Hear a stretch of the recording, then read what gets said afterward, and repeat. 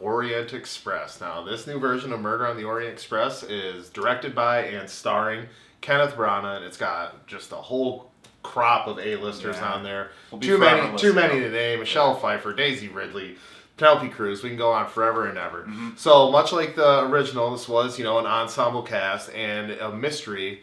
This time brought to you by Kenneth Branagh. And let's start with Kenneth Branagh and his direction and the pacing of this movie. What'd you think? I like the direction of the movie, actually. I thought it was it's a pretty movie to look at, for sure. There's a lot of sweeping shots of, really, the canyon, the train going into the sunset and all of that. I really liked it. I found it to be also, quite an outsider look. There's a lot of through the windows of the outside of the train, following people in different cabins and things like that. But, I thought it was competently made. What about you?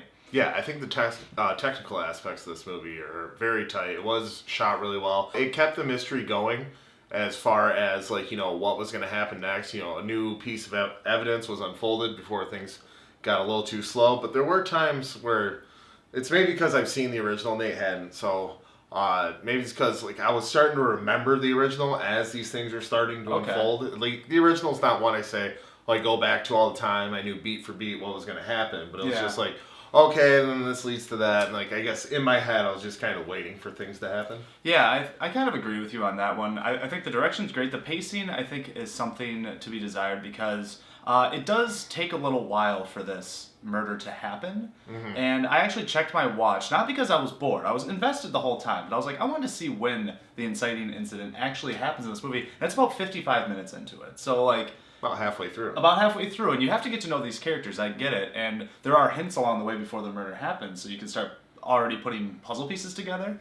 But I thought it just took a little too long to get across who the lead character was, because you start off with a case from him, and you really see how great of a detective it is, or he is, and then you also just hear it from a lot of characters for a little too long. I just wanted him to get on the train. Yeah, it was one of those things where through the dialogue, they were kind of building characters. Yeah. And especially with Hercule Poirot, the detective, played by Kenneth Branagh, it was one of those things where it's his legend is talked of, and you only saw a glimpse of it to begin with, so... But I believed it off of that. Right, and it was one of those things where they didn't have to keep reiterating it. We get it, he's famous, but they made him, try to make him like he was Sherlock Holmes. A lot of actors in this movie. What did you think of the acting as a whole? I think the acting as a whole was of a certain quality. I mean, nobody in this movie really has a bad performance, but at the same time, I can't think of anybody who really had a great performance. Nobody really stuck out or had a chance, I guess, to shine. It's pretty crowded. Yeah, it's a crowded movie, and it's you got people like Willem Dafoe and Michelle Pfeiffer, Johnny Depp. Right, exactly, Oscar-nominated caliber talent. But it's just that they're so few and far between, it's kind of scattered around. Yeah.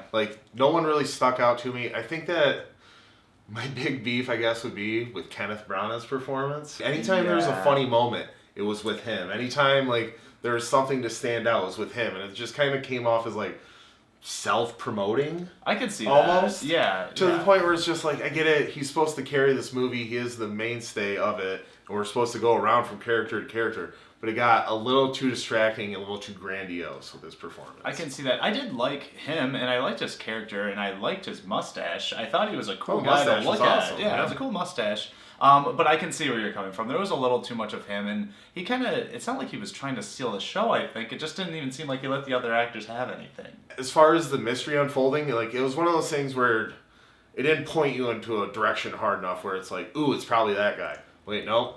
Evidence kind of exonerates him. Ooh, it's probably that guy. It's they kind of pushed you to him, to one person, then they just kind of moved to the other. They didn't pull back from that person right. All right, well, now it's not them. Who could it be? Then go to the person. They didn't take you through the journey of suspense. Yeah. It was just kind of procedural almost. And when I'm watching these movies, I'm not one to sit there and try to pin who it is right away, because I don't want to spoil it for myself. I sort of want the movie to take my hand through it, and it did for the most part. I mean, like I said, the pacing was a little bit slower at the beginning. It also was a little bit tonally off. It started pretty quirky, and I was like, ooh, this is going to be sort of like a comedy mystery thriller. Cool, it's going to be snappy dialogue. But as the movie goes, it gradually gets very serious, especially at the ending. It just goes straight serious. Yes. And I thought it was going to stay a little bit more snappy. I started to really remember the ending of the process of how he unfolds the mystery in the original versus how he does it in this one. With the original, it's they they did it better. They executed the ending and the explanation better.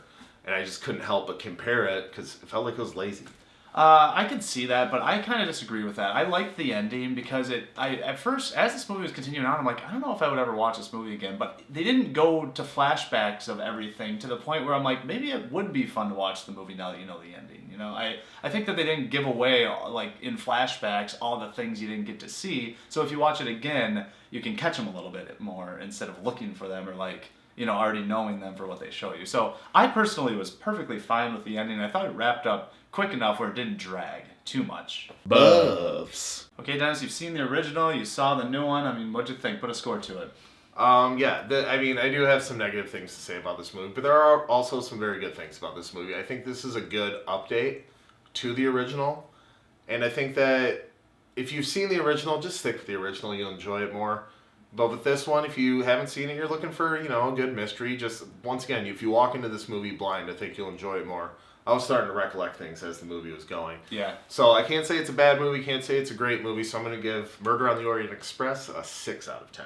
Okay. I think you're right in the fact that I don't know anything about the original or the book, so, like, going in blind apparently is the way to go because I enjoyed myself quite a bit with this movie.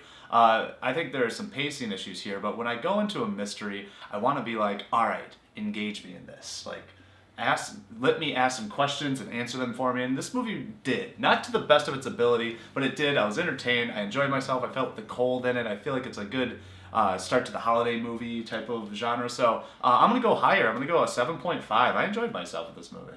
Buffs. Alright, so that's our review for Murder on the Orient Express. Do you plan on seeing it? Have you seen the original? Leave all your comments below. Also, don't forget to like, share, subscribe. We always appreciate all the support. And be sure to join me next week. Nate will be off filming his own movie, but I'll be with you next Friday with the Justice League. I can't wait for this.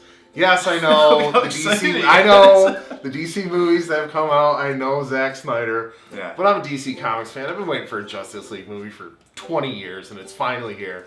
Can't wait for it. I'll bring you that review next Friday, but until then, don't forget. There's no place like the theater.